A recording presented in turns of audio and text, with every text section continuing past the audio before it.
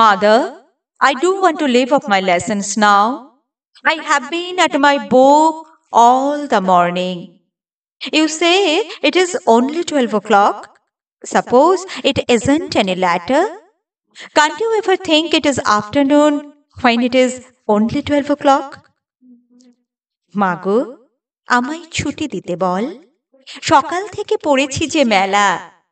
এখন আমি তোমার ঘরে বসে করব শুধু পড়া পড়া খেলা। তুমি বলছো দুপুর এখন সবে, না হয় যেন সত্যি হলো তাই।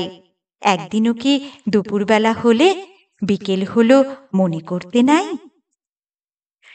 I can easily imagine now that the sun has reached the edge of that rice field, and the old fisherwoman is gathering herbs for her supper by the side of the pond.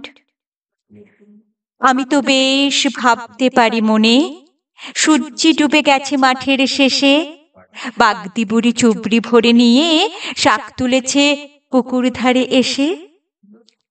I can just shut my eyes and think that the shadows are growing darker under the mother tree, and the water in the pond looks shiny black.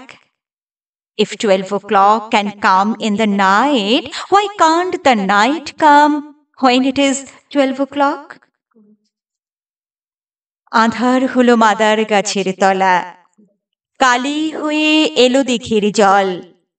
হাটের থেকে সবাই এলো ফিরে, মাঠের থেকে এলো চাষির দল।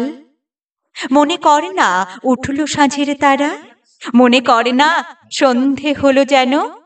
রাতের বেলা দুপুর যদি হয়, দুপুর বেলা রাত হবে না কেন?